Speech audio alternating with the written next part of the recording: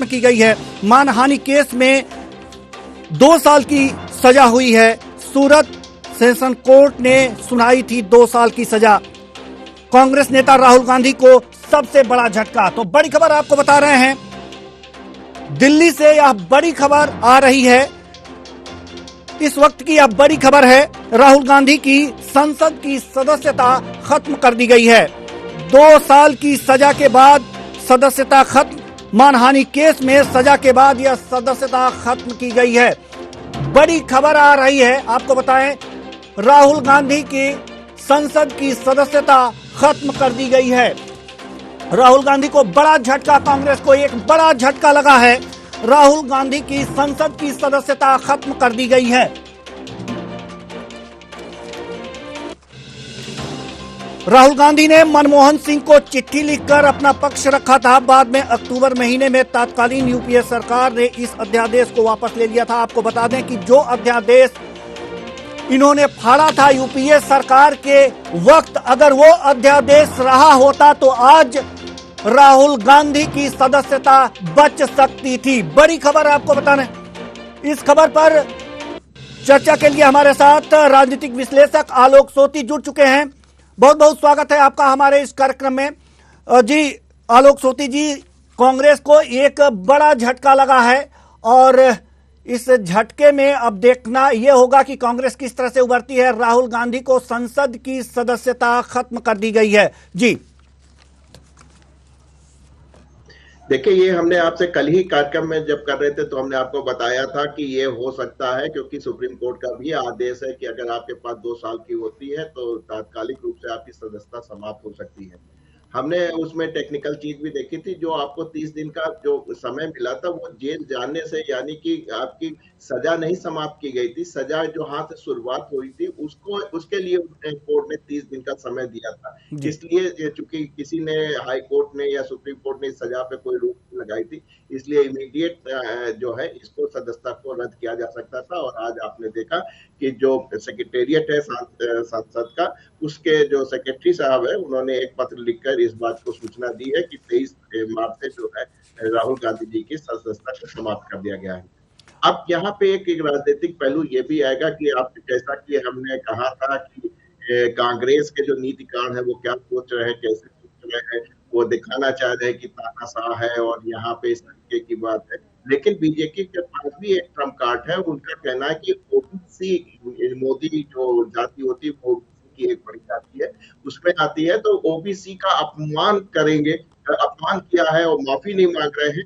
ये एक मुहिम बना के जो है 5 अप्रैल से बीजेपी पूरे हिंदुस्तान में चलाएगी। तो इस समय देखने वाली बात होगी, जो 2024 के जो चुनाव है वो बड़े ही जो है निर्णायक हो जाएंगे और लड़ाई जो है बीजेपी और कांग्रेस के बीच में होती नजर आएगी। जी डॉक्टर साहब, एक और सवाल ये दिमाग में घुमड़ रहा है कि अब कांग्रेस के पास राहुल की सदस्यता को पुनः स्थापित करने के लिए क्या कोई उपाय है भी या नहीं? नहीं, उपाय तो बहुत सिंपल था, कल ही था कि अगर वो माफी मांग लेते तो ये केस रफे दफे हो जाता और समाप्त हो जाता। ये हमको लगता है कांग्रेस इस मुद्दे को गरमाना चाहती थी और इसीलिए जो है आज आपने देखा जगह जगह प्रदर्शन हो रहे हैं। अब ये हाई कोर्ट जाएंगे और हाई कोर्ट में इनके वकील जो है एक बार पुनः याचिका करेंगे कि साहब हमको एक बार मौका दिया जाए अपने सफाई का। और मानहानि के दावे में ऐसा होता है जिसमें क्षमा जाती है। अगर आप देखें, चौकीदार चोर है, ये जब स्लोगन चला था तो सुप्रीम कोर्ट में भी राहुल गांधी जी ने लिखित रूप से माफी मांगी थी और केस जो है वो खत्म हो चुका था। तो ये केस बहुत बड़ा नहीं है, इसको राजनीतिक रंग दिया जा रहा है। बीजेपी इसको सम्मान से करेगी और कांग्रेस दिखाएगी कि देश में जो है तानाशाह चल रहा है, लोकतंत्र खतरे में है। तो हाई कोर्ट में अब कांग्रेस जा रही है, हाई कोर्ट की ओर रुख कर रही है इस फैसले के खिलाफ, सूरत कोर्ट के फैसले के खिलाफ। तो अगर जो वहां पर यहाँ राहुल गांधी माफी मांग लेते हैं या फिर इनकी सजा को खत्म कर दिया जाता है, तो क्या ये सदस्यता पुनः बहाल हो सकती है? जी हाँ, क्योंकि ये एक पर्टिकुलर सजा, एक केस है जिसपे इनको 2 साल की सजा हुई है, जो कि जो आपका कानून है, जो संविधान है, जो संसद ने ही बनाया था, उसके अकॉर्डिंग जो है इनको सदस्यता रद्द की गई। अगर ये सजा ही इसी मसले में ये सजा ही अगर रद्द हो जाती है या कम हो जाती है, 2 साल से भी कम हो जाती है, लेकिन कोशिश यही की जाती है कि जेल जाने से बेहतर है कि ये मामला जो है रफे दफे हो जाए, सजा समाप्त हो जाए, ताकि उनकी सदस्यता भी बंद हो जाए और जेल भी जाना ना पड़े। तो हमें उम्मीद है कि 30 दिन का अभी समय है, इसमें काफी आंदोलन होंगे और हाईकोर्ट पहुंचते पहुंचते इसका कोई ना कोई सोल्यूशन जो है कांग्रेस निकालने की कोशिश करेगी। चूंकि कई राज्यों में चुनाव हैं और लोकसभा चुनाव ही 2024 में होने वाला है, तो इसके राजनीतिक लाभ किसको मिल सकते हैं? देखिए, राजनीतिक लाभ के लिए अब कुछ कह पाना मुश्किल है, क्योंकि कम्युनिकेशन इतना फास्ट हो गया है कि कांग्रेस जो चाह रही है कि हम जन आंदोलन करेंगे और लोगों को बताएंगे कि ये जो है तानाशाही है मोदी सरकार की और उसकी वजह से ये सजा दी गई और उनको बोलने नहीं दिया जाता है संसद के अंदर और उनकी सदस्यता को समाप्त की जाती है। ये जो परसेप्शन है वो आप इतनी जल्दी से आसानी से फैला नहीं सकते। उसी के पलट अगर देखा जाए तो बीजेपी के पास भी ये हथियार है कि ओबीसी का जो है इन्होंने अपमान किया है, माफी नहीं मांग रहे हैं, तो हो सकता है कि जो ओबीसी जो वोटर्स हैं जो कि हिंदुस्तान में आप कहते हैं कि 50% से ज्यादा है, 54% के आसपास है, उनको रिझाने का काम जो है वो बीजेपी करेगी। कुल मिला के कानूनी मसला है, थोड़ा पेचीदा है, तो ऐसे स्थिति में अगर आप कोई परसेप्शन बनाने की कोशिश करते हैं तो बड़ा मुश्किल हो जाता है, क्योंकि सजा जो है कोर्ट ने दी है, कोर्ट ने नियम के और कानून के आधार पे दी है, जो भारत का आइन है, जो कानून है, उसी के आधार पे दी है। इसलिए उसको इस तरीके से प्रेजेंट करना, उसको चैलेंज करना, जनता तक उसके परसेप्शन को इस तरीके से पहुंचाना जैसे कांग्रेस चाह रही है, ये थोड़ा सा मुश्किल काम नजर आ रहा है। जी डॉक्टर आलोक सोती, सवाल यहाँ पर यह है कि जो भी जांच एजेंसियां हैं और यहाँ तक कि न्यायालय को भी विपक्ष जो है एक तरह से लोगों के अंदर ये प्रस्तुत करने के प्रयास में है कि यह पूरी तरह से सरकार की कठपुतली बन गए हैं। तो कुल मिलाकर के अगर जो इस तरह की घटनाएं सामने आती हैं तो जो जनमानस में विपक्ष द्वारा ये चीजें बनाई जा रही हैं, ये डाली जा रही हैं कि जांच एजेंसियों को भी एक तरह से कठपुतली बना लिया गया है, न्यायपालिका भी असर में आ रही है सरकार के, तो कहीं ना कहीं अगर जो ये दिमाग में, जनता के दिमाग में जाता है, तो क्या बीजेपी को नुकसान नहीं हो सकता, भले ही ये कोर्ट का फैसला हो? देखिए, बहुत ज्यादा नुकसान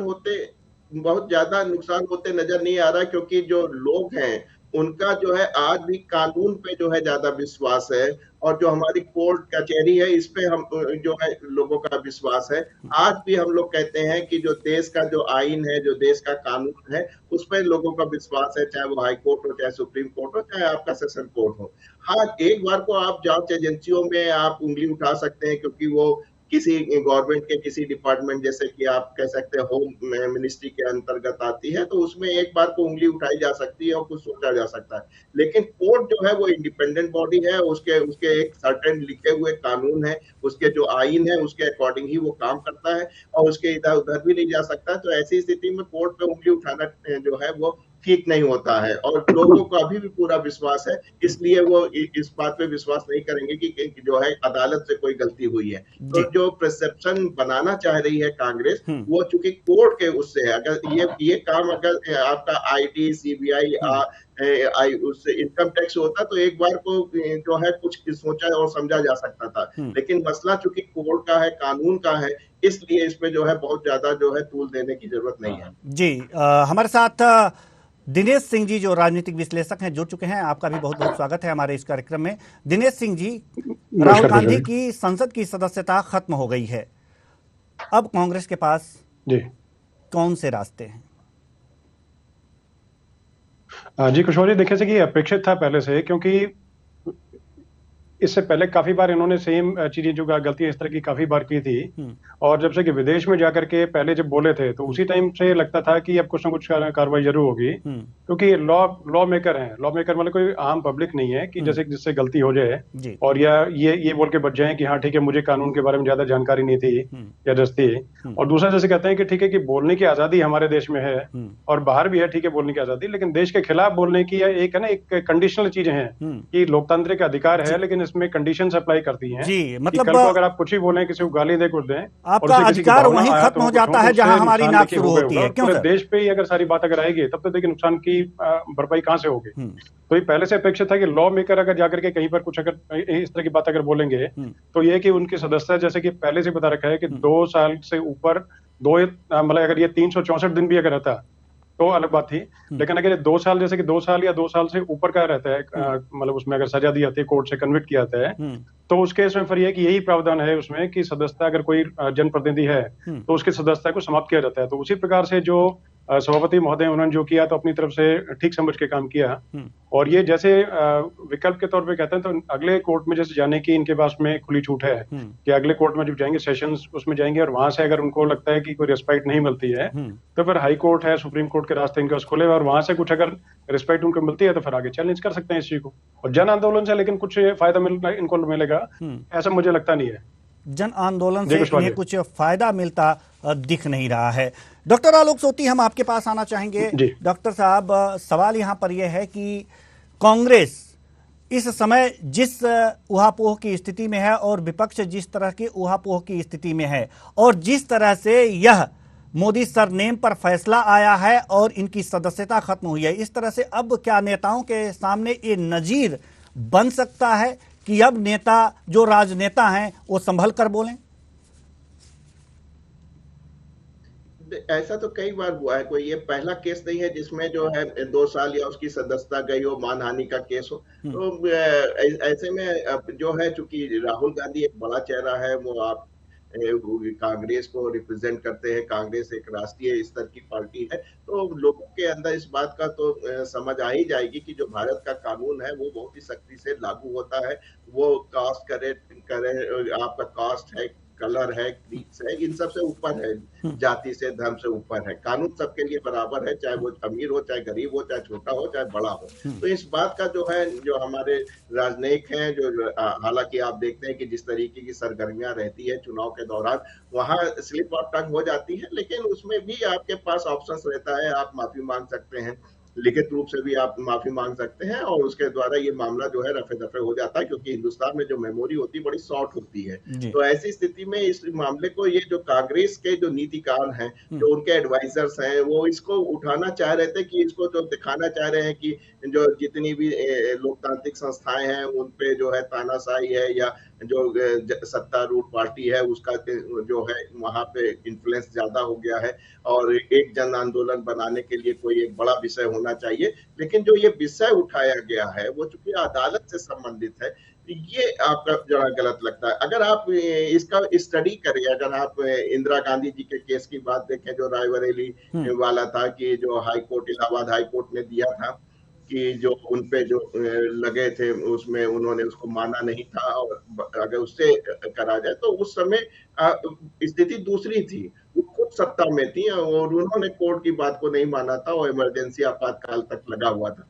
लेकिन यहाँ तो बहुत ही सिंपल और सरल केस है, सबके सामने है। इस पे कई लोगों को जो है इसमें सजा हो चुकी है और साथ में आपने देख रहा है कि उस सजा के विरुद्ध भी जो है सुप्रीम कोर्ट में गया और सुप्रीम कोर्ट ने भी इस कानून को बरकरार रखा है।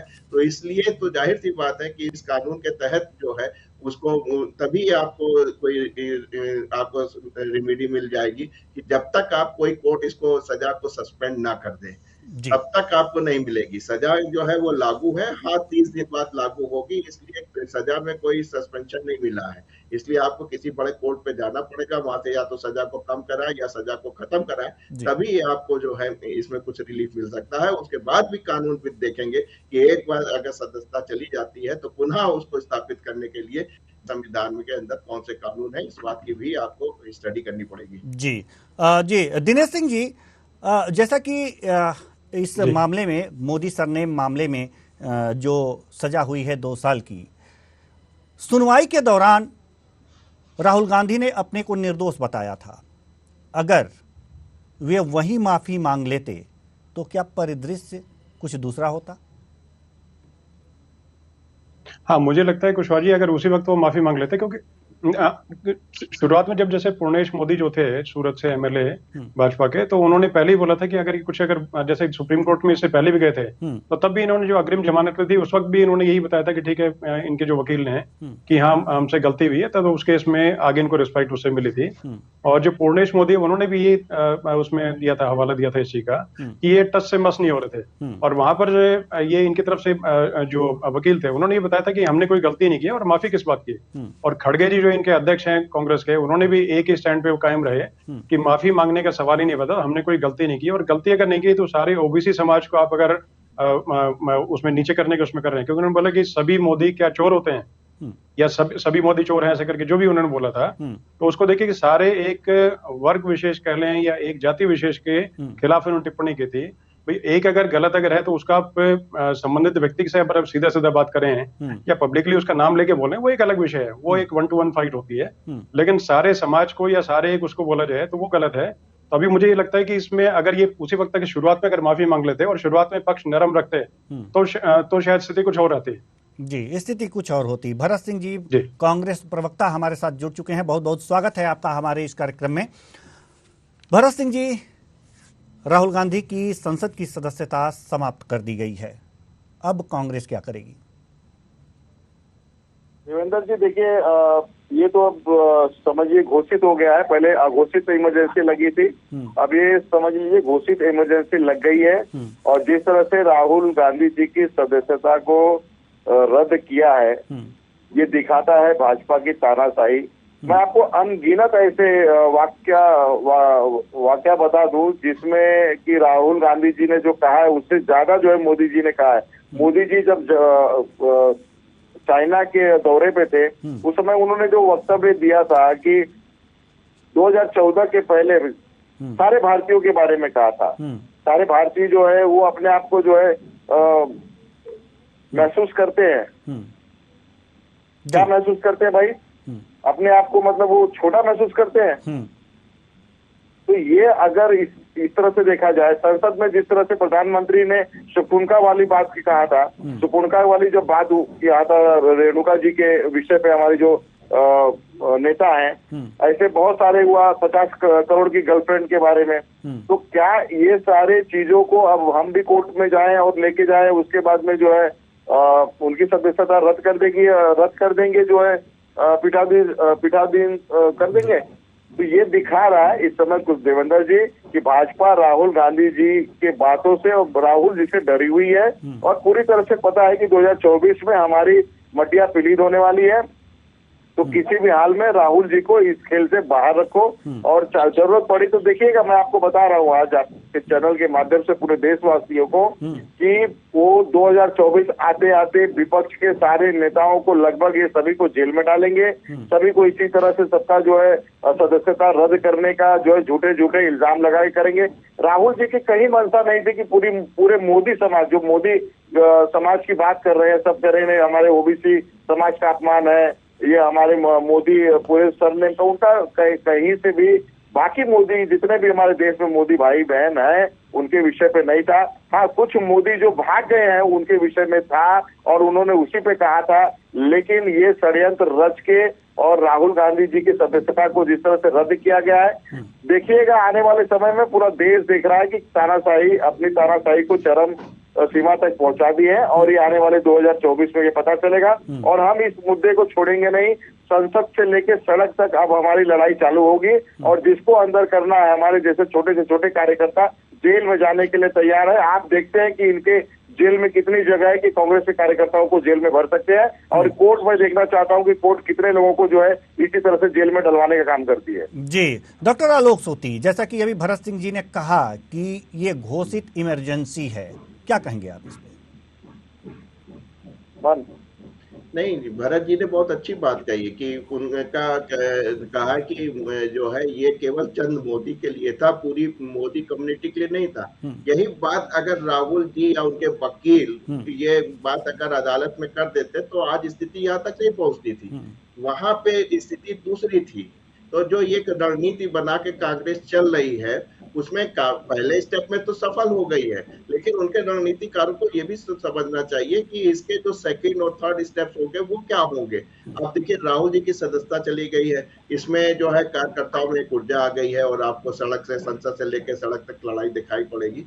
लेकिन देखने वाली बात यह है कि अब जो विपक्ष होगा उसका कौन रिप्रेजेंटेटिव होगा, क्योंकि अभी तक राहुल जी एक कांग्रेस का और विपक्ष का एक प्रधानमंत्री, प्रेसिडेंशियल कैंडिडेट या प्रधानमंत्री का चेहरा हो रहे थे। अब उनको सदस्यता खत्म होने के बाद 6 साल तक चुनाव लड़ने की भी उनके आयोग हो जाएंगे, यानी कि 24 भी नहीं लड़ पाएंगे और 29 भी नहीं लड़ पाएंगे। तो इन चीजों को जो शॉर्ट टर्म गेन है, जो लॉन्ग टर्म गेन है, उसको भी कांग्रेस के रणनीतिकारों को देख के, सोच के, समझ के चलना चाहिए। अब देखने की बड़ा इंटरेस्टिंग है, हम लोग तो राजनीति की एनालिसिस करते हैं और देखते हैं, पुरानी स्टडीज भी देखते हैं और आगे की भी देख रहे हैं। तो इसमें हम लोग 2-3 दिन बाद इसमें कुछ निष्कर्ष निकाल पाएंगे कि वो 72 घंटे में पता चल पाएगा कि ऐसे इस मुद्दे पे कांग्रेस को लाभ होता नजर आ रहा है या बीजेपी जो एक अपना जो एक परसेप्शन बनाएगी कि ओबीसी का जो है अपमान किया, उन्होंने माफी नहीं मांगी और जो है वो अपने स्टेटमेंट पे एडामेंट है। तो ऐसी स्थिति में हमको देखना पड़ेगा। और दूसरी बात, यहाँ फिर से मैं अपनी बात दोहरा रहा हूँ कि ये कानूनी मसला है, ये कोर्ट ने उनको दिया है। तो ऐसे में जैसा कि भारतीय के लोगों हैं, उनको कानून पे अभी भी विश्वास है, इसलिए थोड़ा सा जो है कांग्रेस कहाँ पे जा रही है ये मेरी समझ में नहीं आ रहा है। जी, हम आपको रोकना चाहेंगे। हमारे पास अंशु अवस्थी जी जो कांग्रेस प्रवक्ता हैं कुछ कह रहे हैं, आइए आपको पहले सुनवाते हैं। षड्यंत्र के तहत जिस तरीके से राहुल गांधी जी को पहले सजा में फंसाया गया और उसके बाद आज सदस्यता रद्द की गई, तो यह दर्शाता है कि लगातार 9 साल से इतनी भयभीत और डरी हुई सरकार, जो डरी हुई थी उन सवालों से जो राहुल गांधी जी लगातार इस देश के युवाओं के लिए कर रहे थे, इस देश के किसानों के लिए कर रहे थे, लगातार वो जनता के सवालों को सबसे ज्यादा उठाकर सरकार के सामने रख रहे थे और बीजेपी के नेताओं के सामने जवाब नहीं थे, क्योंकि उन्होंने देश के लोगों का पैसा लूटकर उन चोर उद्योगपतियों को दिया और देश से बाहर भगाने में उनकी मदद की। आज जो उनकी सदस्यता रद्द हुई है, बीजेपी के नेता इसका ध्यान रखें। उन्होंने इतिहास को दोहराने की कोशिश की है, तो जनता भी दोहराएगी इतिहास। आज पूरा विपक्ष जब भारत की संसद के अंदर जीपीसी की मांग कर रहा है, वो जानना चाहता है कि देश के आम लोगों का जो दौलत है, जिसको अडानी ने बर्बाद करने का काम किया, उसके पीछे कौन है, ये सच सामने आए। प्रधानमंत्री जी ने रण को छोड़कर वाराणसी में शरण लेने चले गए और उसी दिन राहुल जी की सदस्यता आज जो है 2 साल की सजा होने के बाद सदस्यता उनकी रद्द कर दी गई।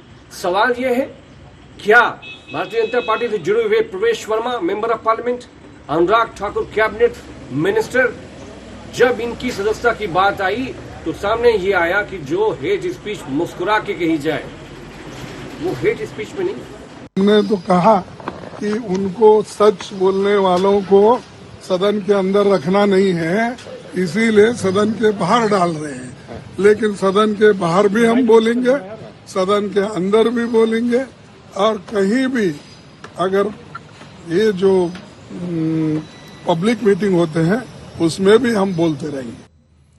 तो अभी आपने खड़गे जी को भी सुना, उन्होंने कहा है कि सच बोलने वालों को इनको सदन में नहीं रखना है, इसलिए इन्हें सदन से बाहर किया जा रहा है। राहुल गांधी की सदस्यता को रद्द करने के सवाल पर खड़गे जी ने कहा है। जी दिनेश सिंह जी, ये खड़गे जी का बयान क्या कहलाता है?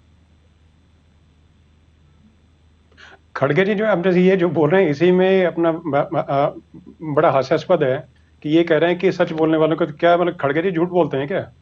ये खुद अपने तरीके से जो बता रहे हैं कि सच बोलने वालों को निकाल रहे हैं, तो बाकी और भी तो बहुत सारे सांसद इनके हैं, अकेले राहुल गांधी सांसद थोड़ी हैं। और दूसरी तो नजीर पेश करने की वाली बात थी कि इसमें जैसे इससे पहले 10 बार इनको वार्निंग टाइप की एक दी गई थी कि भाई बार बार आप ये बोल रहे हैं बाहर किसी कम्युनिटी विशेष के बारे में या किसी व्यक्ति विशेष का जो बोले हैं, और प्रधानमंत्री को काफी बार गालियां दी गई ऐसे, और संसद में उठा करके ऐसे काफी सारी बार तख्ती पे लिख करके सब कुछ लेके आते हैं, तो बातें सब कुछ वैसे होती हैं ऐसे। और दूसरा ये नरम रुख, जैसे कि पहले पिछली बार जब बात हुई, जब मैंने बोला था तो उस वक्त मैंने बोला था कि ये एडमेंट थे काफी, मतलब है कि अपने तरीके से अपने स्टैंड पर कायम थे। इसका मतलब यह तो सोचिए समझिए इनकी ये रणनीति थी, ये चाह रहे थे कि ठीक है, इस बात पे अगर ये संसद में ऐसा मामला पहुंचेगा और इस तरह कार्रवाई अगर होगी तो हमारे पक्ष में जाएगी, लेकिन पक्ष में जाती हुई जो है कुशवाहा जी मुझे नजर नहीं आती ऐसे। और दूसरा ये था कि इससे पहले जैसे संसद के अंदर से जो मुद्दा भी उठ रहा था, कोई भी जैसे किसी प्रकार के मुद्दे उठाते थे, तो राहुल गांधी कितने, इनकी 54% सिर्फ अटेंडेंस है। अगर इतना मुखर अगर थे तो 54% अटेंडेंस क्यों है इनकी ऐसे? मतलब कहीं से भी जहां से भी आते हैं, केरल से है तो केरल की भी औसत जो है सांसद जो है वहां के, तो उनकी औसत अटेंडेंस करीब 84-85% है जी। तो जिस स्टेट से आते हैं तो उसी हिसाब से करते हैं ऐसे। बिल्कुल। भरत सिंह जी, तो अभी जो खड़गे जी के स्टेटमेंट के हिसाब से ये है कि जैसे जो बोला जा रहा है तो उसके अनुरूप ही ये चले तो ज्यादा बेहतर है। और संसद में उठाएं बात को, से प्लेटफॉर्म तमाम खुले हुए हैं, जहां पर ये आवाज अपनी उठानी है आवाज को उठाएं, बाहर उठाएं, संसद के अंदर उठाएं, और बाकी जो विकल्प हैं कानूनी तौर पर उसको उठाएं, और बाकी चैलेंज करके जो ठीक होगा। और एजेंसी सारी ठीक काम कर रही है, कोर्ट अपना काम कर रहा है, तो उस हिसाब से जो जैसे चैलेंज करे आगे बढ़े जी। भरत सिंह जी, जैसा कि खड़गे जी ने कहा है कि सदन में सच बोलने वालों को हटाया जा रहा है सदन से, तो अभी हमारे जो राजनीतिक विश्लेषक हैं दिनेश सिंह जी ने कहा है, तो क्या खड़गे जी झूठ बोलते हैं क्या कि सदन के अंदर हैं? देखिए, ऐसा है कि राहुल गांधी जी का जो कद है वो आप सभी लोग जानते हैं, और दिनेश जी भी जानते होंगे कि राहुल जी का कद क्या है। और राहुल गांधी जी झुकने वाले व्यक्ति नहीं है, और ये मोदी जी को अच्छी तरह से पता है। अपने एक दोस्त को बचाने के लिए पूरे देश के विपक्ष को ये अंदर करेंगे, जेल में डाल देंगे, लेकिन एक दोस्त को बचाने के लिए हर हद को ये पार कर सकते हैं नरेंद्र मोदी जी, क्योंकि डायरेक्ट उनका वो दोनों व्यक्तियों का रिश्ता है। और अगर मोदी जी को लगता है तो मोदी जी को ये मैं संदेश देना चाहता हूँ कि कांग्रेस का हर कार्यकर्ता जेल में जाने को तैयार है मोदी जी, लेकिन आपके सामने कोई कांग्रेस का कार्यकर्ता झुकेगा नहीं है। परवेश वर्मा पे आपने क्या जो है क्यों नहीं उनकी सदस्यता रद्द कर दिया? उन्होंने जो दिल्ली में जो है 20 सड़क पे जो भाषण दिया था, वो आप उठा के क्लिपिंग देख लीजिए क्या बोला था। इनके और एक जो है सांसद, उन्होंने क्या बोला था। ये सारे जो भाजपा के लोग हैं, ये दूध के धुले हुए हैं, निरमा वॉशिंग पाउडर से ये पूरे साफ करके आए हुए हैं। इनके ऊपर कोर्ट भी देखिए, राहुल जी ने जब लंदन में जो कहा था वो आज सत्य साबित हो गया। इस देश में पूरा संविधान खत्म कर दिया गया है। अगर संविधान खत्म नहीं होता तो मुझे नहीं लगता कि इतनी तत्परता कर्नाटक में कहा है, और सूरत में जो है जज जो है उसको जो है सुनाता है। और कौन जज सुनाता है पता है? जब इनके फेवर का जज आ जाता है तब ये केस को उठाते हैं, उसके पहले ये केस। तो भरत सिंह जी, आप न्यायपालिका पर भी प्रश्न खड़े कर रहे हैं। न्यायपालिका पे खड़ा हो रहा है, क्यों नहीं होगा? जब एक व्यक्ति 6 करोड़ रुपया लेते हुए घर में पकड़ा जाता है, उसको न्यायपालिका जो है बेल दे देती है, और बिना खाली इल्जाम लगाए हुए भी मानहानि का केस लग सकता है। सर मानहानि का हम तो कह रहे हैं ना कि हमको भी जेल में डाल दीजिए ना। मानहानि का क्या कह रहे हैं आप? कांग्रेस का जितने कार्यकर्ता इस देश में है ना, सबको आप जेल में डाल दीजिए। माननीय न्यायालय पर प्रश्न खड़ा करना भी नहीं, मैं समझ रहा हूँ, और मैं समझ रहा हूँ, इसको बहुत अच्छी तरह से समझ रहा हूँ कि न्यायालय के ऊपर आप उंगली नहीं उठा सकते हैं, लेकिन जब न्यायालय में इस तरह से डिसीजन आएगा तब उंगली उठना स्वाभाविक है। मैं पूछना चाहता हूँ कि महाराष्ट्र में 4 नेताओं के ऊपर इल्जाम लगा था, जहाँ जो जेल में है, लेकिन एक इनके बीजेपी के विधायक के घर पे 6 करोड़ रुपया मिला, 40 लाख रुपया रिश्वत लेते हुए पकड़ा। आप कैसे जमानत दे देते हो भाई? कैसे जमानत दे दिया आपने? उसी जज ने जमानत दिया होगा ना, जज देश के जज ने जमानत दिया ना। इंग्लैंड के आके जज ने जमानत नहीं दिया होगा, पाकिस्तान के जज ने जो है जमानत नहीं दिया, इस देश के जज ने जमानत दिया है। इस देश के जज ने जो है, राहुल जी ने, अगर मोदी, हाँ उन्होंने कहा कि मोदी सारे मोदी की जो है वो सारे मोदी उनकी भावना नहीं थी। जज साहब को ये सोचना चाहिए था कि ये भी एक पार्लियामेंट जो है एक सदस्य है, और इस तरह से जो उन्होंने कहा वो सभी के बारे में नहीं कहा। उन्होंने वो बोला था कि मैं सभी के बारे में नहीं कह रहा हूँ, कुछ मोदी है, कुछ मोदी है। अरे कुछ मोदी है तो ये समझिए कि कौन मोदी है? ललित मोदी है, और जो है और नीरव मोदी है। ठीक है सर, कहा था उन्होंने। ठीक है सर, हम आपके पास आएंगे। ठीक है सर, हम आपके पास आएंगे। हमारे साथ अवधेश उपाध्याय जो बीजेपी प्रवक्ता हैं जुड़ चुके हैं। बहुत बहुत स्वागत है आपका हमारे इस कार्यक्रम में। धन्यवाद जी देवेंद्र भाई साहब जी। कांग्रेस नेता राहुल गांधी के संसद की सदस्यता खत्म हो गई है। कांग्रेस आरोप लगा रही है कि बीजेपी ने सभी जांच एजेंसियां और न्यायालय को हाईजैक कर लिया है। देखिए देवेंद्र जी, अभी मैं भरत सिंह जी को भी सुन रहा था, कांग्रेस के प्रवक्ता बैठे हुए हैं यहाँ पर। ये कांग्रेस के नेताओं को ये समझ नहीं आ रहा मेरा हो क्या गया है। ये जो है जिस तरह से इनकी राजनीतिक जमीन खिसक रही है उसकी वजह से इतनी तिलमिलाहट इन लोगों में हो गई है कि ये इनको पता ही नहीं होता हम कह क्या रहे हैं, हमें क्या करना है, क्या सही है और क्या गलत है। कांग्रेस नेता अगर राहुल गांधी की बात करें हम तो उनको यही नहीं पता होता कि मैं क्या कह रहा हूँ, क्या मेरे मुंह से निकल रहा है, क्या सही है क्या गलत है। बिना तथ्यों के आधार पर बस नहीं बोलना है, क्या सही है या गलत है। और कितना तथ्य थे आपको इंग्लैंड में जो बोले थे जिससे आप लोग माफी मांगने के लिए कह रहे थे, वो सब साबित किया आपने। सुनिए भरत जी, आप सुनिए, आपको मैंने सुना आपके जज साहब जो है 2 साल की सजा देते हैं, उसके बाद में ठीक है भरत जी, ठीक है सस्पेंड करते हैं। भरत जी, भरत जी, लोकशाही खत्म हो गई है। उपाध्याय जी को बोल लेने दीजिए। नेताओं पर या जो कांग्रेस के सहयोगी दल के जो नेता हैं वो इसी तरह से बात करते हैं जिस तरह से भरत सिंह बात कर रहे हैं, इसलिए उन पर कार्रवाई होती है, होनी भी चाहिए जी। अरे आप लोग पूरा सभी कांग्रेस के नहीं पूरे विपक्ष को जेल में डाल दीजिए। कांग्रेस नेता राहुल गांधी देखिए इमरजेंसी तो हमने लगाई दिया है, पर बात कर रहे हैं सदन के बाहर बात कर रहे हैं भैया, तो कार्रवाई तो होगी ना। इमरजेंसी आज से शुरू कर दिया है कि अगर कोई भी सच बोलेगा उसे जेल में डाल दिया जाएगा, कोई भी मोदी जी के खिलाफ बोलेगा उसे जेल में डाला जाएगा, कोई भी जो है मतलब जो भी सांसद और विधायक हैं भरत जी, जो भी सांसद और विधायक हैं वो झूठ बोल रहे हैं, भरत सिंह जी दर्शा रहे हैं, जो बाहर हैं, और जो जेल में है वो सच बोल रहे हैं। आप ये कहना चाह रहे हैं? नहीं, मैं ये कह रहा हूँ कि जो भी अगर खिलाफ में बोले धीरे धीरे साइड में क्या 2024 चुनाव आते आते विपक्ष देखिएगा कि बहुत सारे ऐसे लोग हैं जो जेल में सबको बिठा देंगे अगर जो सच बोलेगा। ठीक है भरत जी ठीक है, थोड़ी देर के लिए धैर्य रखिए। उपाध्याय जी कुछ कह रहे हैं, सुन लीजिए। देखिए देवेंद्र जी, ये जो है एकदम बिना तथ्यों के आधार पर बात करते हैं। कांग्रेस के प्रवक्ता बैठे हमारे भरत सिंह जी या इनके कांग्रेस के नेता हूँ राहुल गांधी जी, क्योंकि आपको मैं याद दिला दूं 2019 में लोकसभा चुनाव थे, उससे पहले राहुल गांधी जी ने प्रवेश वर्मा के बारे में कहेंगे। प्रवेश वर्मा ने जो है सार्वजनिक तौर पे कहा था जूते मारो, भ्रमित कर रहे थे, सार्वजनिक तौर पे कहा था, उसको उनकी सदस्यता क्यों नहीं गई? कोर्ट ने उन्हें फटकार देवेंद्र भाई उसकी सदस्यता क्यों नहीं गई? सूरत में कोर्ट ने इन पे फटकार लगाई है, इन पे कार्रवाई की है क्योंकि इन्होंने ओबीसी समाज का अपमान किया है। मतलब बिना तथ्यों के आधार पर केवल झूठ बोलना है, देश को गुमराह करना है, लोगों को गालियां देनी है। आपने क्या किया बताइए? देश के प्रधानमंत्री जाते हैं और उनको सर मारती है, कहते हैं कि 2014 के पहले जितने भी भारतीय जो है बाहर आते थे उनको सर मारती थी। लेकिन ये नहीं बताएंगे कांग्रेस के नेता कोई भी हम चाहते क्या है। बस इन्हें गाली देने से मतलब है, कभी देश की समाज को, देश की जनता को गाली देते हैं, कभी देश के प्रधानमंत्री को गाली देते हैं और बिना तथ्यों के आधार पर बात करते हैं। देवेंद्र जी, मैं ये पूछना चाहता हूँ आपके माध्यम से भाजपा के प्रवक्ता से कि जब देश के प्रधानमंत्री संघई में जाके ये कहते हैं कि 2014 के पहले सारे भारतीय अपने आप को अपमानित महसूस करते थे कि विदेश में आने के लिए कहीं जाने के लिए, क्या ये देश के 140 करोड़ जनता का अपमान नहीं था? क्या उनके ऊपर जो है केस नहीं चलना चाहिए? क्या उनकी सदस्यता रद्द नहीं होनी चाहिए? देश के प्रधानमंत्री इसलिए उनको छोड़ देना चाहिए क्या? ठीक है सर, ठीक है। अब मैं जवाब दूं इस चीज के जो उन्होंने कहा है। ठीक है। समाजवादी पार्टी के प्रमुख अखिलेश यादव ने क्या कुछ कहा है इस मसले पर, आइए पहले इसे सुनवाते हैं। ये उत्तर प्रदेश में आपको याद होगा समाजवादी पार्टी के नेताओं के खिलाफ भी कई बार इस तरह के मामले आए हैं।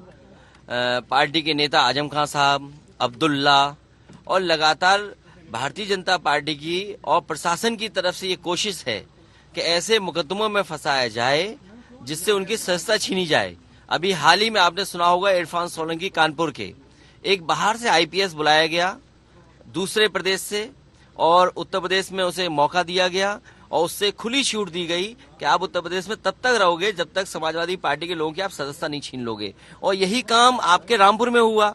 एक डीएम आईएएस जो दूसरे प्रदेश के कैडर का था उसको बुलाकर के ये निर्देश दिए गए शासन से कि आपको आजम खान साहब की, अब्दुल्ला की राजनीति खत्म करनी है और उनकी सदस्यता छीननी है। तो ये जानबूझ करके बीजेपी साजिश कर रही है, षड्यंत्र कर रही है विपक्ष के लोगों के साथ।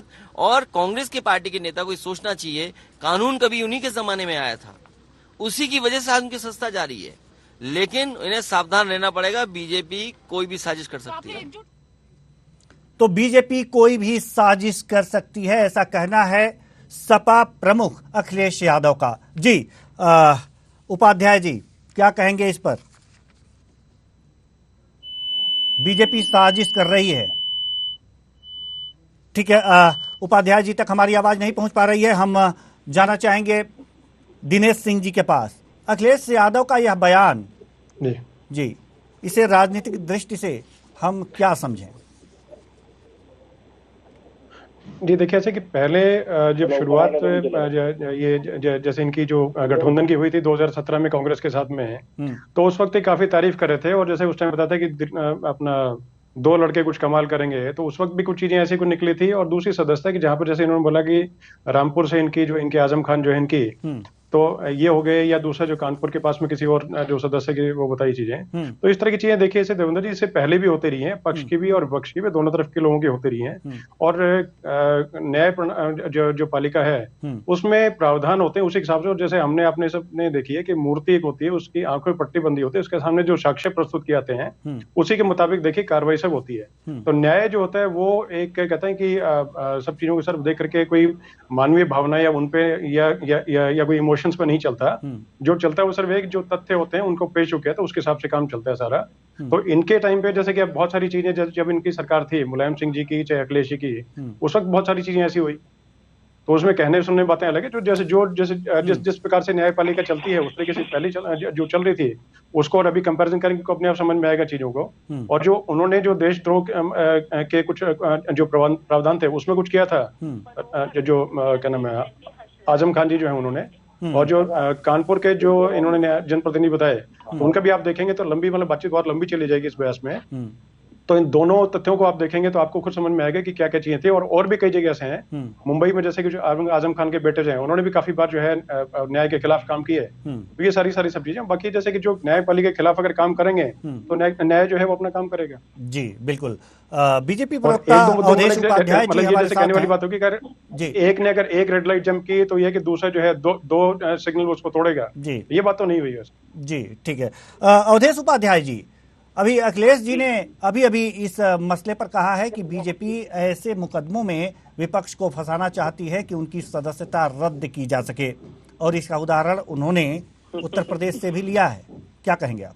देखिए देवेंद्र जी, इस समय मैं बता रहा हूँ ना, जिस तरह से हमारे देश में भारतीय जनता पार्टी की और हमारे देश के प्रधानमंत्री श्री नरेंद्र मोदी जी की जो ख्याति बढ़ रही है, लोकप्रियता जो बढ़ रही है, उससे पूरा विपक्ष बौखलाया हुआ है। अखिलेश यादव के जितने भी महाठगबंधन गैंग है, ठगबंधन ही कहूंगा मैं, ठगों की टोली है ये गठबंधन नहीं, ठगबंधन आप कह रहे हैं, ठगबंधन कह रहे हैं या गठबंधन? ठगबंधन मैं कह रहा हूँ, मैं ठगबंधन कह रहा हूँ। गठबंधन तो लोग दुनिया कह रही है क्योंकि ठगों की टोली है। ये वही ठग है जो किसी न किसी भ्रष्टाचार में लिप्त है, जिन्होंने पूरे देश को ठगा है।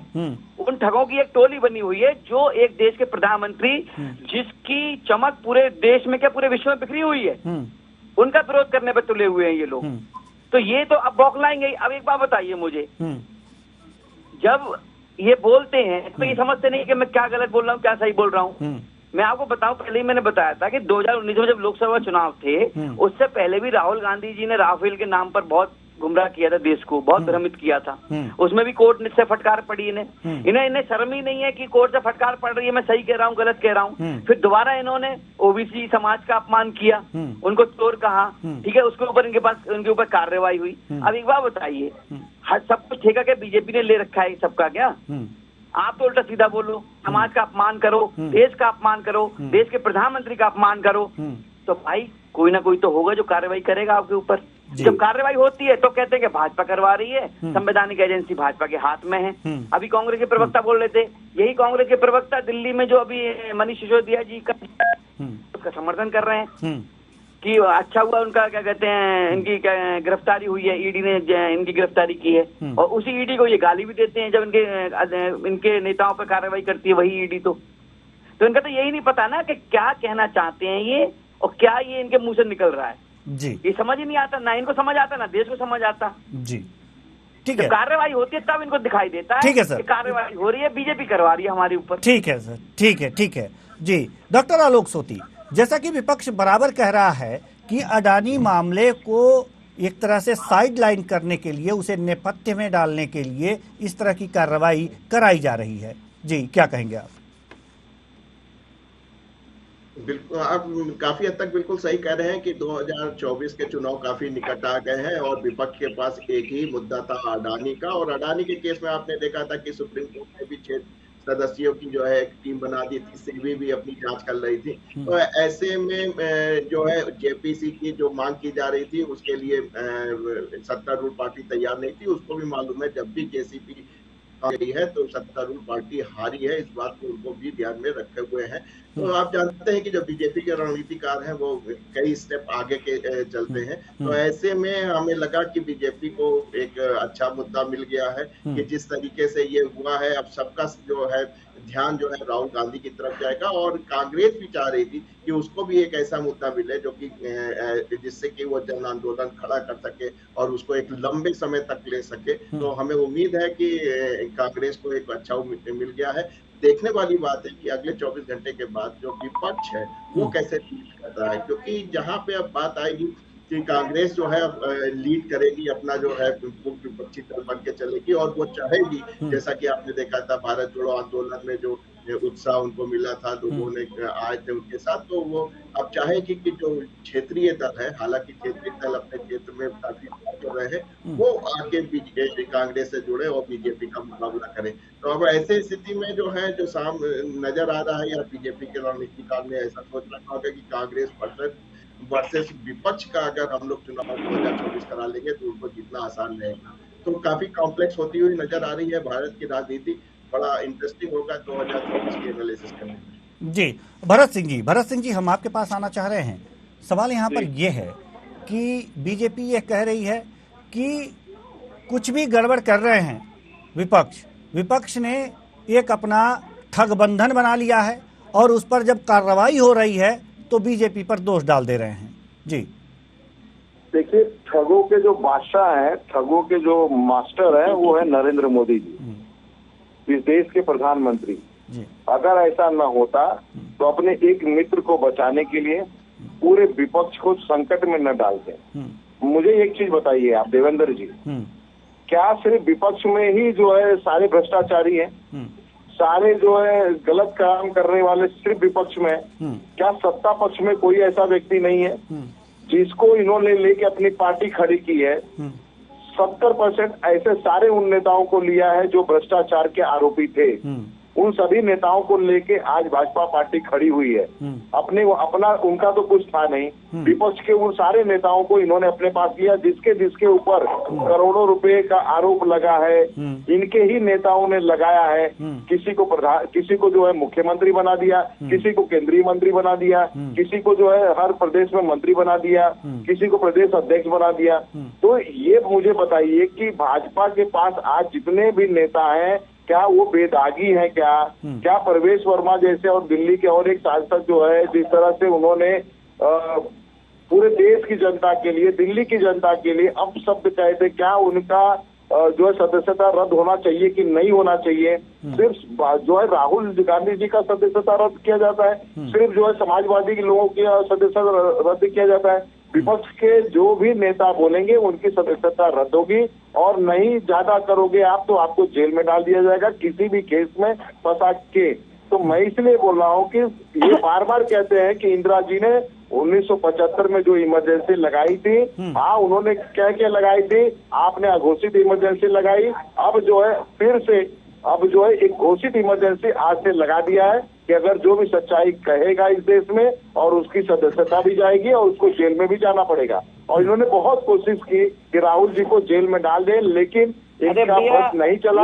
तो इन्होंने फिर ये राफेल में क्या हुआ था, राफेल में भी तो ये ऐसे कह रहे थे सच्चाई है, कोर्ट ने फटकार लगाई थी। राफेल आज भी मैं कहता हूँ, बताइए ना, वही बताइए। राफेल का मामला ऐसे ही पड़ा है, राफेल में घोटाला हुआ है, ये साबित हो जाएगा जिस दिन इनकी सरकार नहीं रहेगी, जब भी कोई भी सरकार नहीं आएगी, राफेल का मुद्दा फिर से खुलेगा और देखिएगा उसमें कौन कौन जेल में जाता है। जिसके ऊपर आरोप लगे हैं वो सब जेल में जाएंगे। राफेल एक बड़ा मुद्दा था, इसमें घोटाला हुआ है। अरे भाई वो तो मैं कह रहा हूँ, फटकार लगाई, एक बार नहीं 10 बार लगाई। नहीं भरत जी आप कह रहे हैं मतलब है देश को गुमराह करने से क्या मिलेगा? ठीक है भरत जी, आप ये कह रहे हैं कि बीजेपी में भी भ्रष्टाचारी हैं, उन पर कोई कार्रवाई नहीं होती। तो जिन भ्रष्टाचारियों के आप नाम जानते हैं, सबूतों के साथ आप उन पर एफआईआर दर्ज कराइए, उसके बाद देखिए सरकार क्या करती है। देवेंद्र भाई कहाँ है आप? देवेंद्र भाई आप कहाँ हैं? इन्हीं के नेताओं ने केस किया। इन्हीं नारायण राणे कौन है? हेमंत बिस्वा शर्मा कौन है? मुझे बताइए। भावना गौली कौन है? प्रताप शर्मा कौन है? किया गया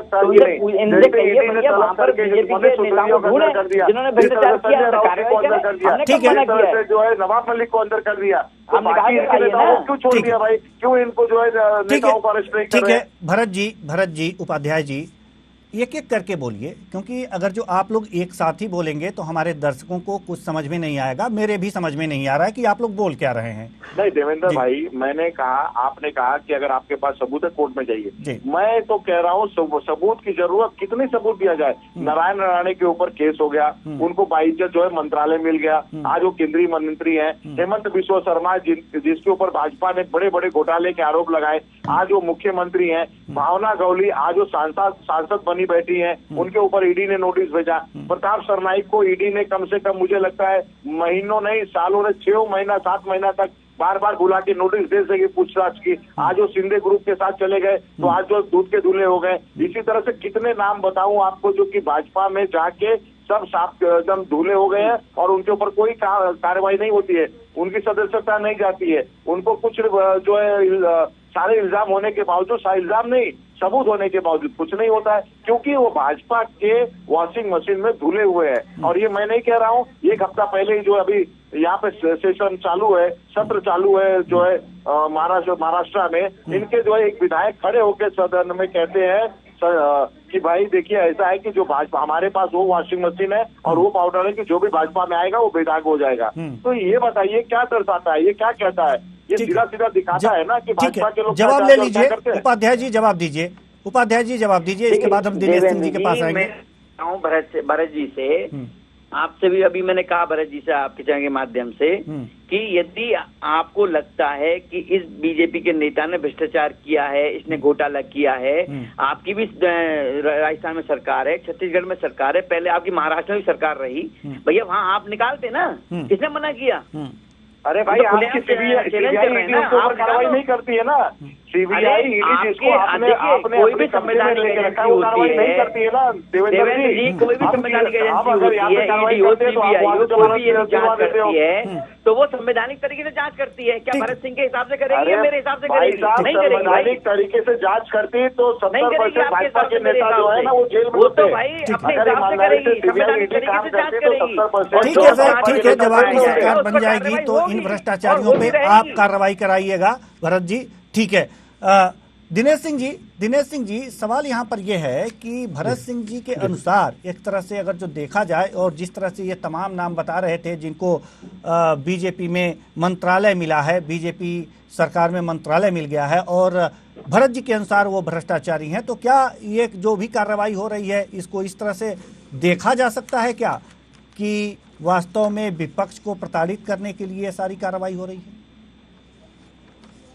दिनेश जी विपक्ष को प्रताड़ित का, अब जैसे सबसे पहले मैं एक चीज बताता हूँ कि जैसे कि 1975 में जैसे कि इमरजेंसी लगाने की बात हो रही थी इंदिरा गांधी के द्वारा, तो अगर अघोषित या घोषित अगर इमरजेंसी अगर रहती तो हम लोग इस टाइम कुशवाहा जी इस टाइम बैठ के डिबेट नहीं कर रहे होते, क्योंकि उस वक्त प्रिंट मीडिया ही सिर्फ होता था, ये टेलीविजन वाला तो मामला उस टाइम होता ही नहीं था।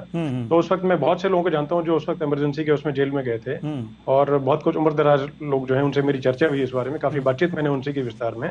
तो उस टाइम ये बताया जाता था कि लोगों घरों पर पुलिस पहुंच जाती थी किसी भी तरीके से और छोटे मोटा कुछ भी मामला लेकर के, और सालों साल तक कुछ सुनवाई नहीं होती थी और ना कोई बताया, ना कोई उसका बताया जाता था कि हाँ किस जुर्म में इनको गिरफ्तार किया गया है और क्या इनका दोष है। बिना दोष के ही अपना पकड़ के उठा लिया जाता था और जेल में डाल दिया जाता था, कोई सुनवाई सालों साल तक उसमें नहीं होती थी। दूसरी बात पे आते हैं कि ठीक है, जैसे कि कौन दूध का दूल्हा है और कौन को दूध का दूल्हा नहीं है, तो उसमें देखिए कहते हैं कि पर उपदेश कुशल बहुतेरे, दूसरों को उपदेश देने वाली बातचीत करें, कुछ करें, अब पक्ष में है विपक्ष में, जहां भी जैसे कोई आदमी बोले। लेकिन सबसे पहली चीज देखना कि अगर कोई जैसे कोई अपराध का एक छोटी एक लाइन खींची हुई तो दूसरी लाइन लंबी खींच दी जाए तो उससे जो पहले का अपराध है वो गौण नहीं होता, जीरो नहीं हो जाता जी। तो इससे बेहतर तो है कि अपने गिरहमान में झांक करके ही सबको देखना चाहिए, चाहे पक्ष हो चाहे विपक्ष हो। और दिनेश जी, दूसरे जैसे ये बताया गया जैसे भाजपा कि के अशोक नेताओं ने गहलोत जो जी हैं अपराध जो किया है, राजस्थान उसके के बारे में नहीं मुख्यमंत्री बताएंगे। हैं, इन्होंने कुछ सवालात किया था बीच में प्रेस कॉन्फ्रेंस उसके टाइम पे भी, लेकिन ये खुद भी अडानी के साथ इनकी फोटो पहले खूब आ चुकी है। ठीक है, और दिनेश इस जी टाइम को दूध बोल की लेने दुनिया वाली दीजिए। बात जैसे बातचीत है, देखिए केस जो भरत चलते हैं जी एजेंसीज के उपाध्याय जी, थ्रू, वो केस भरत कभी जी, क्लोज नहीं होते हैं, उनकी कार्रवाई हमेशा चलती रहती है और किसी न किसी नतीजे पहुंच के ही चीजें बनती हैं। तो वो तो देखिए पक्ष में विपक्ष में और पक्ष में भी अगर कुछ लोगों के खिलाफ अगर केस चल रहे हैं तो उन पे कार्रवाई जरूर होती है और होती रहेंगी आगे। वैसे वही तो सब जैसे न्यायपालिका या एजेंसी जो है अपना काम अपने तरीके से करती हैं, सरकार का अपना तरीका अलग होता है। तो एक लोकतांत्रिक प्रक्रिया जो है वो मतलब बहाल रहे, ठीक ठाक रहे, तो उसके लिए इस टाइम पे और लोगों को बहुत सी उम्मीदें हैं कांग्रेस से। लेकिन अभी जैसे कि एक हमने आपने सबने देखा कि गठबंधन अलग से बन रहा था जिसमें कि ग्रैंड वोट पार्टी जो कांग्रेस है उसको नकार दिया गया। ममता दीदी जो है उन्होंने खुद बोला और अखिलेश जी जो अभी जो थोड़े पहले बोल के गए, तो इनका जो राष्ट्रीय कार्यकारिणी जो कोलकाता में थी उसमें इन लोगों ने खुद बोला कि हमें ग्रैंड वोट पार्टी नहीं चाहिए, हम लोग कांग्रेस रहित, कांग्रेस के बिना जो है विपक्ष चाहते हैं। तो इसमें विपक्ष एकजुट नहीं है और उसमें साथ में अगर आंदोलन बड़ा अगर खड़ा करने जाते हैं तो एक अच्छे लोकतंत्र के लिए एक मजबूत पक्ष की बहुत आवश्यकता होती है। तो इस वक्त ये अच्छे विपक्ष की भूमिका निभाएं और लोकतंत्र के हिसाब से अपना काम करें। भाई आंदोलन का आंदोलन करे, जो गलत बात है गलत बात को बात थोड़ी, जिससे कि सरकार ठीक से काम करे। ठीक है सर, लेकिन अभी अपने गलत बात को छुपाने के लिए अगर करें तो वो गलत होगा। ठीक है सर। डॉक्टर आलोक सोती, क्या इस समय जो विपक्ष है सशक्त भूमिका में नजर आ रहा है? देखिए, कोई भी विपक्ष हो उसको मुद्दे जो हैं वो चाहिए होते हैं। अगर आप मुद्दे बना के आर्टिफिशियली उसको बना के और उसको ऊपर तक ले जाना चाहते हैं तो उसमें थोड़ा सा मुश्किल होता है। तो और आप देख रहे हैं कि जिस तरीके से बीजेपी के रणनीतिकार हैं वो भी बहुत ही 6 स्टेप तक आगे की रणनीति सोच लेते हैं। जैसा कि आप देखने को आ रहा था कि अडानी वाला जो मुद्दा था वो थोड़ा सा डाइल्यूट हो रहा था, तो ऐसे में राहुल जी एक बड़ा विपक्ष का चेहरा है और एक उनको जो है ये एक अच्छा फाइट मिल गया था और इसमें जो है उनको सबको मालूम था। ऐसा नहीं है कांग्रेस को मालूम नहीं था कि ऐसा करेंगे तो हमको ये होगा और उसके कॉन्सिक्वेंसेस ये होंगे। अब देखने वाली बात ये है कि ये जो परसेप्शन कांग्रेस बनाना चाह रही है, जिस तरीके का जन आंदोलन खड़ा करना चाह रही है, वो उसमें कितना सफल होगी और जो विपक्ष है जो कि क्षेत्रीय पार्टी का विपक्ष है वो उनके साथ कितना आएगा।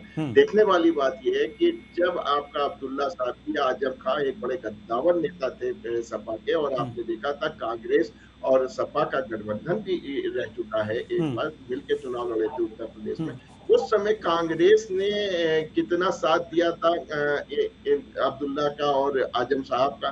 तो ये बात भी देखने वाली बात होगी कि अखिलेश जी आज जो उन्होंने गद्दब दिया है क्या 2-3 दिन बाद और समर्थन करेंगे या राहुल जी का और समर्थन करेंगे, ये बात देखने और इंटरेस्ट वाली होगी कि कितना जो बाकी जो विपक्षी दल है वो कांग्रेस को कितना सपोर्ट करेगा। क्योंकि अगर ये लोग सब लोग मिल के एक साथ लड़ेंगे तब जाके ये बीजेपी के अगेंस्ट खड़े हो पाएंगे, वरना ये जो मसला है अगर वो केवल कांग्रेस अपने को लेकर चलेगी तो हमें लगता है कि बहुत लंबे समय तक कुछ जन आंदोलन नहीं खड़ा कर पाएगी इस बात पे।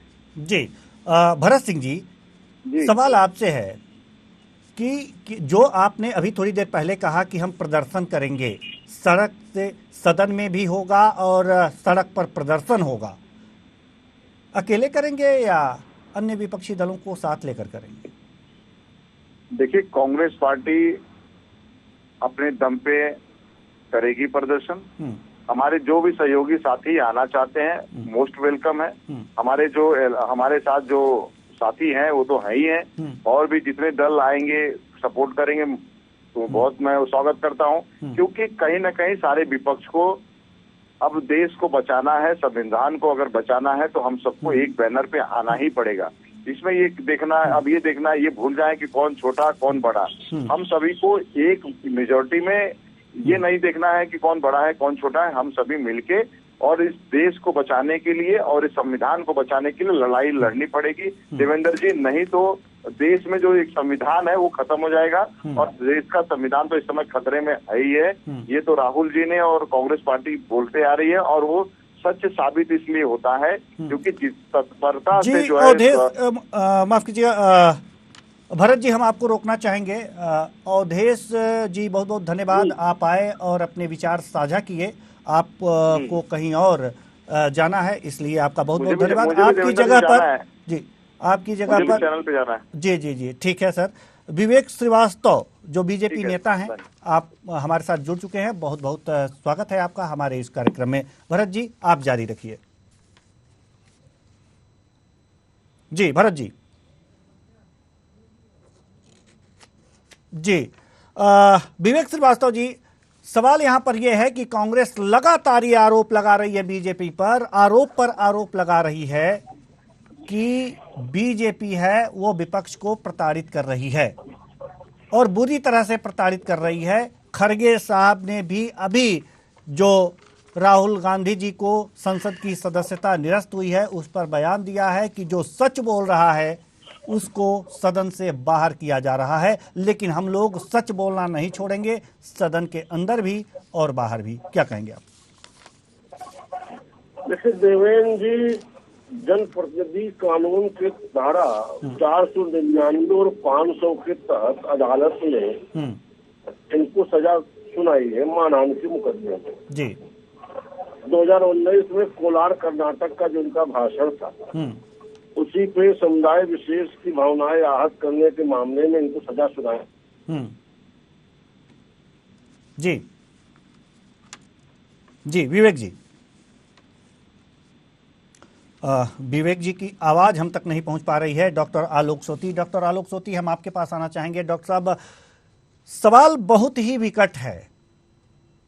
विपक्ष एक तरह से एकजुट भी नहीं है और अगर जो कोई कार्रवाई किसी संस्था द्वारा हो रही है, सरकारी संस्थान द्वारा, तो उस पर एक स्वर में आ जा रही है लेकिन फिर बिखर जा रही है। ऐसे में विपक्ष की भूमिका क्या होती जा रही है? जी हाँ, आप बिल्कुल ठीक कह रहे हैं कि ये कोई कानून ऐसा नहीं है कि केवल राहुल गांधी पे ही हुआ है या पहली दफे इम्प्लीमेंट हुआ है। आपने देखा उत्तर प्रदेश में भी हुआ है और आपको एक बीजेपी के विधायक भी सैनी साहब याद आ रहे हैं, उन पे भी अभी जल्दी में इस प्रकार का जो है कानून लागू हुआ है और उनकी सदस्यता गई है। तो आप ये नहीं कह सकते हैं कि ये जो सदस्यता जाने का जो कानून है वो केवल राहुल गांधी जी पे ही लागू हुआ है और लोगों पे नहीं हुआ। काफी समय से यहाँ पे चला आ रहा है और देश में तमाम हिस्सों पे ये लागू हुआ होगा। ऐसी स्थिति में ये देखने वाली बात है कि कांग्रेस के जो रणनीतिकार सोच रहे थे कि हम राहुल गांधी एक बड़ा चेहरा है और इसमें उनको सजा होगी और उसके बाद उनकी सदस्यता जाएगी, ये उनको अच्छी तरह मालूम था। हमने कई उनके बड़े वकीलों को सुनते हुए कल देखा और समझा था। अब उनका ये है कि अब इस पे एक वो जन आंदोलन खड़ा करना चाहते हैं, एंटी मोदी एक लहर खड़ी करना चाहते हैं। देखने वाली बात है ये कितना सफल हो पाएंगे, क्योंकि देश में अब जो कम्युनिकेशन सिस्टम हो गया है वो बहुत फास्ट हो गया है। केवल आपका समाचार पत्र नहीं रहे हैं, आपने देखा कि जैसे ही खबर आई उसकी सूचना जो है सबको मिल गई और उस पर एनालिसिस भी चल रही है। सोशल मीडिया पे भी आप देख रहे होंगे कि बहुत से वीडियोस आपके आ गए हैं। तो ऐसी स्थिति में कांग्रेस एक अपना परसेप्शन बनाएगी और बीजेपी ने भी सोच रखा था कल ही से कि जो ओबीसी है, मोदी ओबीसी को बिलोंग करते हैं, तो पूरे मोदी ओबीसी के समुदाय का जो उनका जो अपमान हुआ है उसको लेके अभी एक खबर आ रही है जिसमें 5 अप्रैल से घर घर जाके जो है बीजेपी के जो हैं जो उनके सदस्य हैं वो जाके बताएंगे कि जो है राहुल गांधी जी ने ओबीसी के समुदाय का जो है अपमान किया है, माफी नहीं मांगी है और इस बात को कहा है। तो कुल मिला के जन आंदोलन दोनों तरफ से ही खड़ा किया जाएगा। देखने वाली बात ये होगी कि जो कांग्रेस जो जन आंदोलन खड़ा कर रही है उसमें जो विपक्षी दल हैं जो वो कितना सहयोग देते हैं, वो कितना बढ़ के आगे आते हैं, ये बात जो है अगले 24 घंटे में आपको देखने को मिलेगी कि जो जैसे अखिलेश जी की पार्टी है या आपकी ममता जी की पार्टी है या आपकी केसी राव है या अरविंद केजरीवाल साहब हैं या स्टालिन साहब हैं, ये जो या बीजू पटनायक साहब तो अपनी अलग ही राजनीति करते हैं, ईमानदारी की है, बहुत मुझको अच्छी लगती है। तो ये जो 4-5 जो प्रमुख चेहरे हैं विपक्ष के, अगर ये भी कांग्रेस के साथ आके खड़े होकर कोई जन आंदोलन खड़ा करते हैं तो कुछ सार्थकता आपको मिलती नजर आएगी।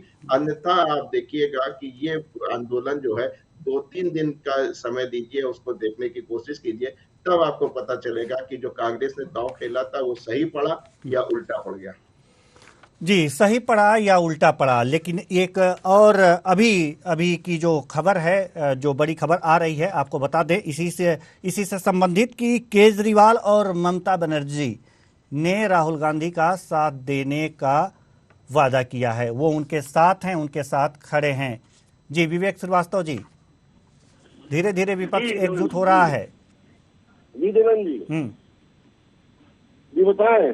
जी, विपक्ष एकजुट हो रहा है। राहुल गांधी की सदस्यता, जो संसद की सदस्यता है, वो खत्म हुई है, निरस्त हुई है। तो उस पर, इसी मामले पर केजरीवाल और ममता बनर्जी का ये बयान आया है कि हम राहुल गांधी के साथ हैं।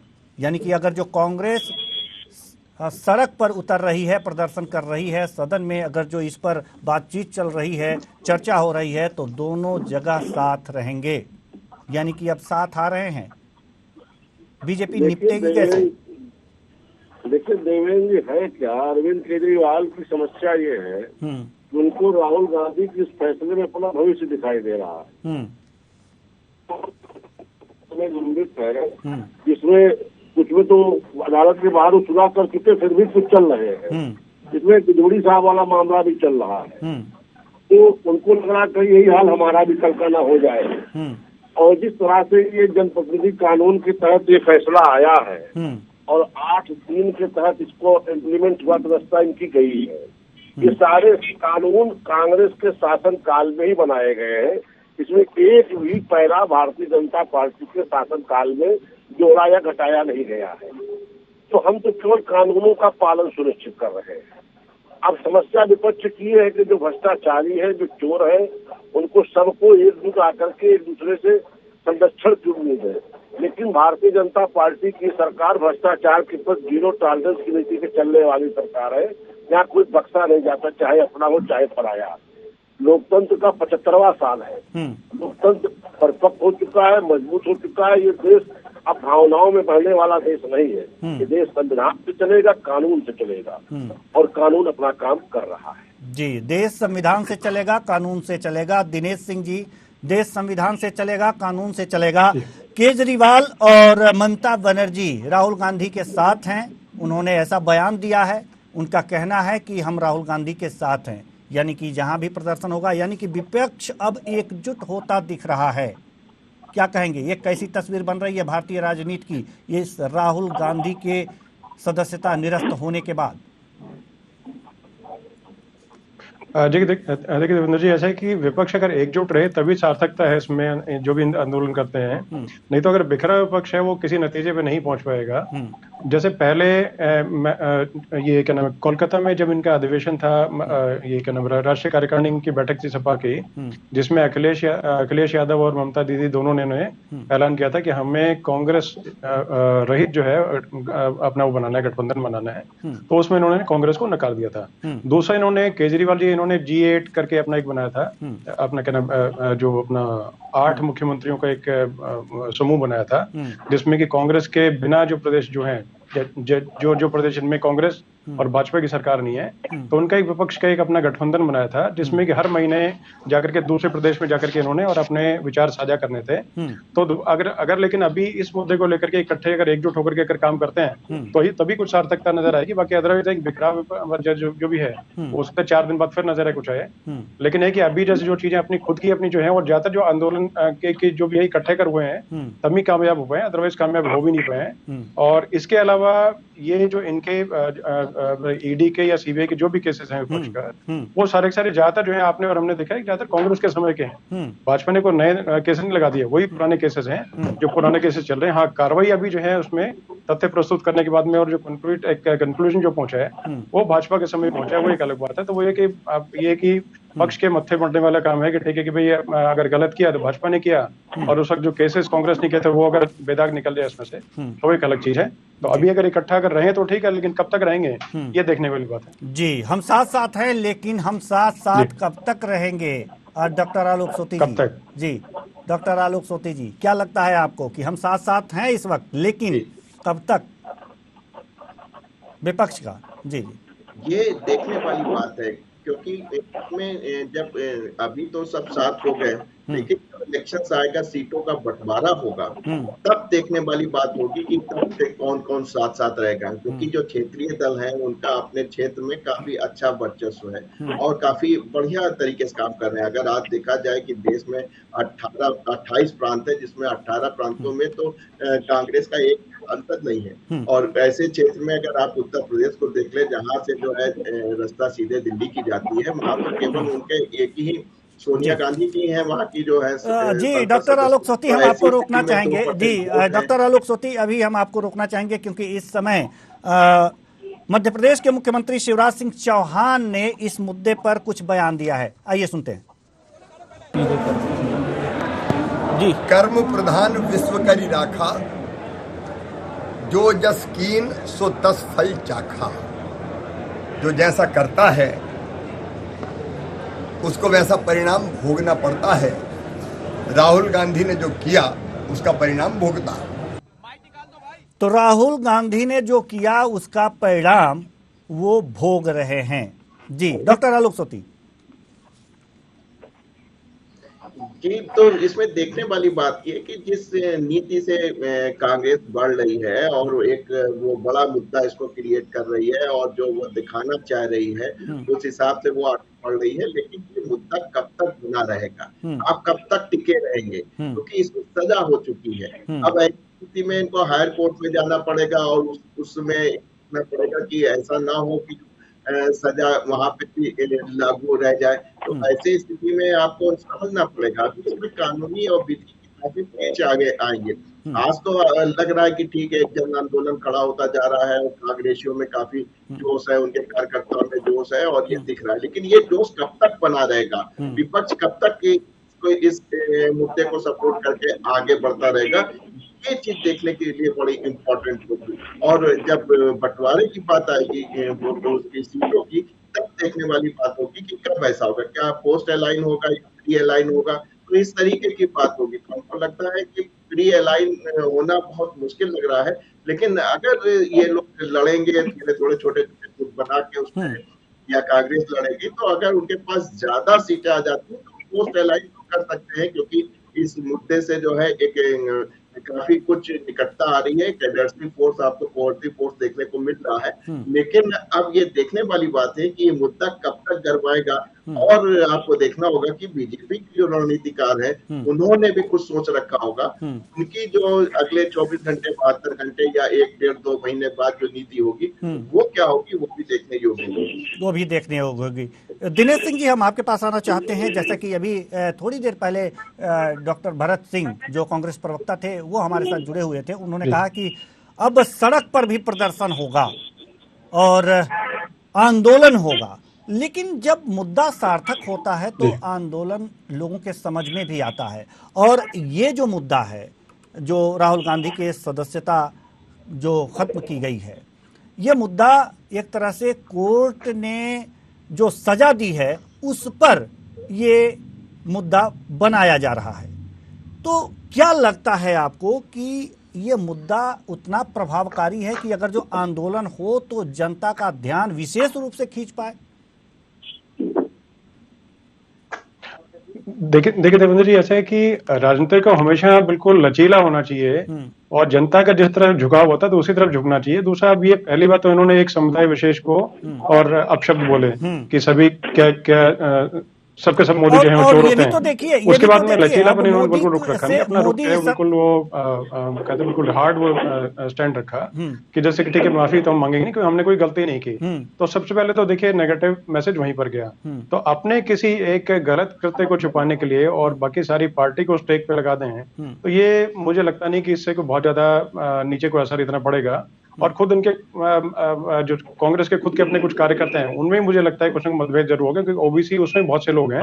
क्योंकि जैसे आपने बताया कि और हम भी जानते हैं सबके सब कि 50% से ऊपर जो है ओबीसी वर्ग है, तो उसमें कहीं ना कहीं जो है उनकी भावना आज जरूर होंगे। तो वो एक सर्वे की एक किसी की सिर्फ ईगो को मतलब उसको करने के लिए, सेटिस्फाई करने के लिए, और वो सारी पार्टी को स्टेक पे लगा दे, तो ये गलत मुझे लगता है। और ये बहुत ज्यादा सार्थक नीचे नजर नहीं आता। जो बीजेपी ने ऐसा किया है कि मोदी पूरे समाज को एक तरह से वास्तव में अपमानित महसूस तो किया है, और इसीलिए पूर्णेश मोदी ने अपील की थी, शिकायत की थी न्यायालय में।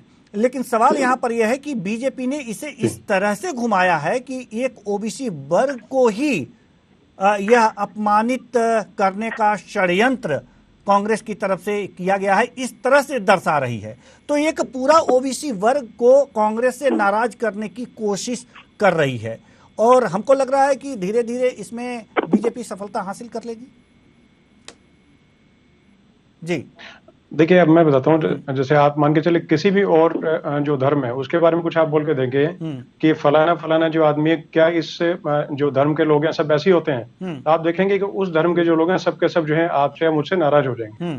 तो उसी प्रकार से जैसे ये बोला गया, तो बात को उन्होंने करके, अब देखिए राजनीति में तो हर बात के मायने अलग निकलते हैं और राजनेता जो होता है तो उसको बहुत समझ के बोलना चाहिए कि जो मुंह से उसके जो निकल रहे हैं उसको लाखों करोड़ों लोग सुन रहे हैं, तो उसी तरीके से दिमाग में उसका विश्लेषण करके और उसको प्रोसेस करके मुंह से निकालना चाहिए कि जो आगे जो उसका भावना का जो मतलब है वो कभी महिला की जैसे कहते हैं ना कि भाई अर्थ का अनर्थ ना बने, लेकिन ये जो अर्थ तो क्लियर था। और पूर्णेश मोदी जो है उनको भी मैंने कई बार सुना और वो बेचारे नरम रूप से ही थे, उन्होंने शुरुआत से कभी करके उन्होंने बोला कि मेरा समाज जो कहेगा उस हिसाब से मैं करूंगा, मेरा समाज जो कहेगा उस हिसाब से करूंगा।